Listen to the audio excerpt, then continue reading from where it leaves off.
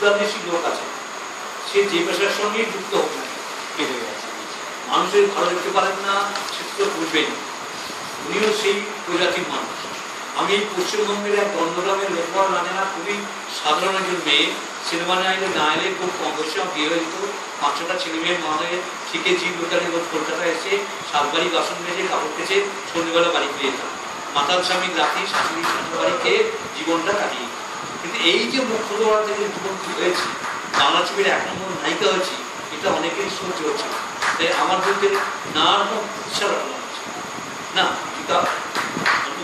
না আমি কাউকে টাকা পয়সা দিয়ে ভাড়া করে আনি কিন্তু আমি চিরকালই মানুষের স্বতঃস্ফূর্ত শ্রদ্ধা ভালোবাসা পেয়েছি, এখনো পাচ্ছি। আশা করি আমার গানের ফ্যান যতগুলো তথ্য পেয়েছেন এবং স্যাটিসফাই হয়েছে। নিশ্চয় টিফিনটাও ছিল প্রসঙ্গ ছিল, এবার সাক্ষীকে প্রশ্নের কাছে করুন। Yes ma'am. ঋতুমতি দেবী, আপনার সম্বন্ধে লোকে বলে আপনি ভীষণ থার্ড গ্রেড ছবিতে অভিনয় করেন, যার জন্য উচ্চ শ্রেণীর দর্শকরা আপনাকে পছন্দ করেন।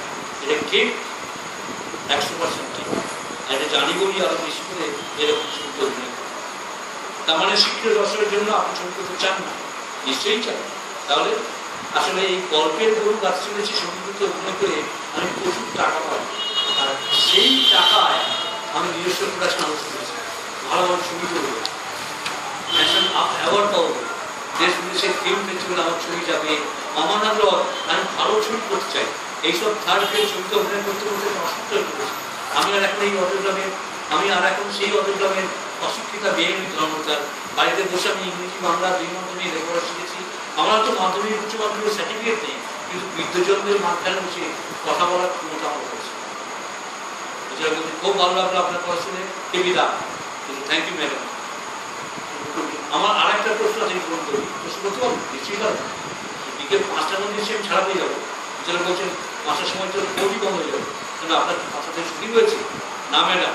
আমার প্রোডাকশন হাউসের প্রথম ছুটি রবীন্দ্রনাথের দপ্তর করবো, পরিচালকের সঙ্গে মিটিং আছে, সামনের মাসেই ছুটি। আপনি কি নন্দিনী করছেন না? ম্যাডাম, নন্দিনী করার মতো বয়স আমার নেই। রাষ্ট্রকবিতা আমি শুধুই প্রডিউসার, পুরো চরিত্রই অভিনয় করছি। It's a good gesture. এবার প্লিজ আমার